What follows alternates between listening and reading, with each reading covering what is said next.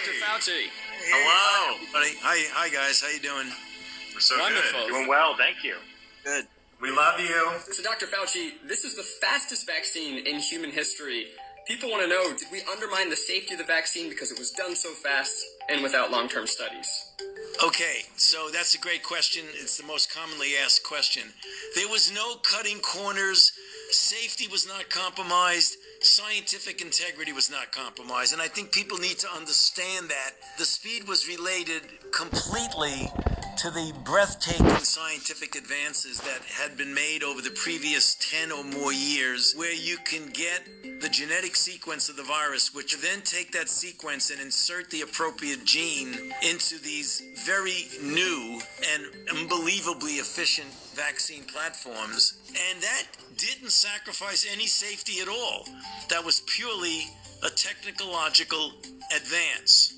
Then the Moderna trial was 30,000 people. The Pfizer trial was 44,000 people. And it happened to be taking place in the middle of a ferocious outbreak. So when you're trying to prove a vaccine works and there are just a few infections here and there in society, it could take 7 years to get a vaccine. There were so many infections that we went from sequence to getting the vaccine in people's arms in less than a year. That is historic, but it's historic from a scientific standpoint. There was absolutely no cutting of corners at all. So you're saying that there's no chance that there's some weird side effects that are going to pop up 3 years down the road? The chance of that happening is spectacularly low. And let me tell you why. If you look at the history of all vaccinology and you say, when did these so-called longer-term effects occur? The overwhelming majority, 90+% of them, occur between 30 and 45 days after the vaccine trial ends. That is the reason why the FDA said that in order to make an emergency use authorization, you had to wait 60 days from the time 50% of the people in the trial got their last dose. So if you wait 60 days, you're already beyond when essentially all of the long-term effects occur. I've never seen one where I get vaccinated in 1982 and I get a toxic effect in 1986. I mean, I've never seen that happen with any vaccine. Wow, that's amazing. Okay, I'm going to ask you a question here. Can I still infect someone else after I get the vaccine? And do I have to keep wearing a mask after I get it? The answer is yes, and I'll explain why. It is still conceivable that you could get infected and be asymptomatic. And even though the vaccine protected you from getting sick, it didn't protect you from getting infected. So you may not even know that you're infected and be completely asymptomatic and then spread it to somebody else. I think that's been the scariest part of this whole pandemic, is that I could totally have it and not know, and that terrifies me. We can pull back on masks when we get such an overwhelming proportion of the population is vaccinated that there's herd immunity, which means that the level of virus is so low that it's not a threat. What percentage of people need to get the vaccine for us to achieve that? You know, we don't know the exact number, but we can make a back-of-the-envelope calculations that it's somewhere between 70 and 85% of the population needs to be vaccinated to get herd immunity. Here's, some people, there's a lot of people talking about things out there. Some people think maybe it would be easier to just achieve herd immunity by letting the virus spread rampantly through the population. What do you think about that? Okay, well, that's maybe the worst idea. Okay. I don't want to compare it to anything. I don't want to insult anybody. It's not my question. It's just a question that I read that I'm relaying to you because you're the expert. Do you read it on Facebook, Keith? I did read it on Facebook. The general level of herd immunity right now in the country, the last time the CDC looked at it was like 10%, 12%. Some cities like New York, it was 22% because New York got hit so badly in the beginning. So let's say that the level in the country today, let's say it's 20%. So with 20% of the people infected, we've already had 352,000 deaths. To get to 80, you'd have to have 4 times as many people. So are you willing to accept 1.2 million deaths in order to get to herd immunity? I don't think so. So the road to herd immunity is a vaccine, not just letting people get infected. And how soon after getting the vaccine would I be immune? So let's say you get vaccinated and then 21 to 28 days later you get a boost. Anywhere from 10 to 14 days following the boost, you can consider yourself protected. Dr. Fauci, a new COVID variant has been reported in over 40 countries and is said to be more transmittable. Will that make the vaccine irrelevant? That has a mutation which is causing the virus to be much more easily transmissible from person to person. According to the Brits, who've looked at it very carefully, and we will also be doing the same thing, they find that the mutation does not make people sicker or even more people dying, nor does it seem to interfere with the protection that's afforded by the vaccine. So the only thing that's functionally different, it appears to spread more easily.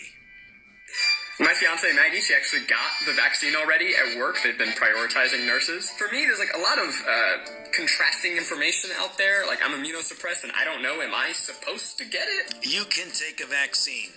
The only time an immunocompromised person should not take a vaccine is when it's a live, attenuated vaccine, because the virus can then replicate a lot in you and not stop replicating the way a person who has a normal immune system would be. But you should get vaccinated, because even though the immune compromise may not get you to have as robust a response, less than robust response is better than no response.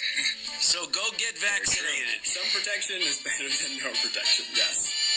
Learned that in college. Stop, guys. Stop. I have a newborn child. We just got his 2 months vaccines for all of the other stuff, but I've been really worried about COVID. When can my kids get the vaccine? Do they need to get it?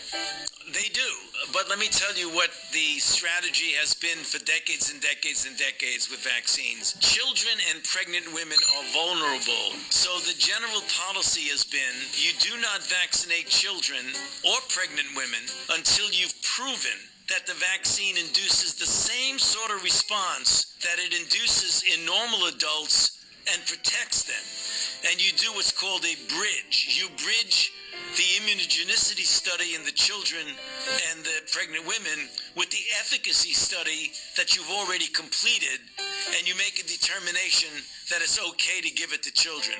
We're going to start that likely towards the end of January. We'll be doing that in children.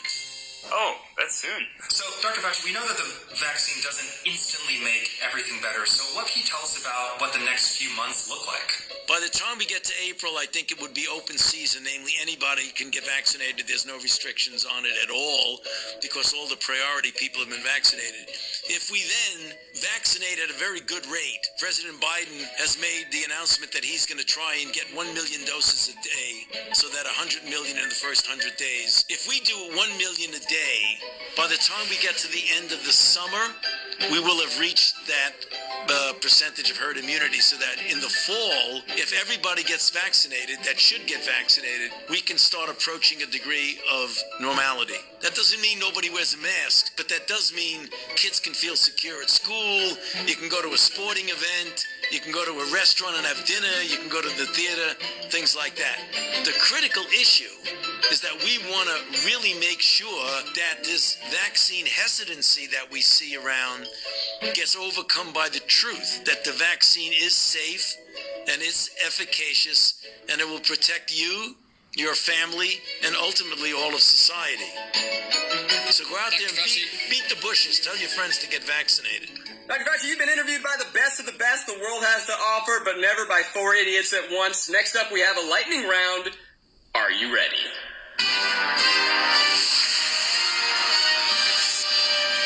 Lightning round. These are some of the most widely believed COVID vaccine conspiracy theories on the internet. Okay, Dr. Fauci. Are you lying when you said you got the vaccine? No, right here. Does the COVID vaccine cause COVID?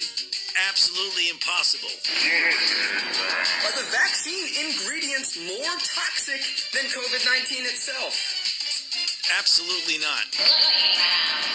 Will the vaccine change my DNA? Absolutely impossible. Well, do the vaccines deliver a microchip with a barcode into my arm to keep a track of me wherever I go? No, it doesn't. And Dr. Fauci, one final question. Will coupons that are redeemable for one vaccine shot be called vouchers? I hope not. Think about it. That's a good idea. I think you can run with that. Dr. Fauci, we want to thank you so much for your time. Is there any one last thing you would say to people who do not want to get the vaccine? Yeah, I think they really need to examine carefully in their mind the reasons for that. If it's really based on a lot of people talking about hoaxes and things like that, you really got to take a look at the risk that we're going through. We're going through a real historic challenge, the likes of which we haven't seen in 102 years. And all of this nonsense about fake news and hoax and all that, I mean, that just results in more people dying. We want to thank you so much for everything you do. Yes, it's been a real pleasure. Get vaccinated, everybody. You bet.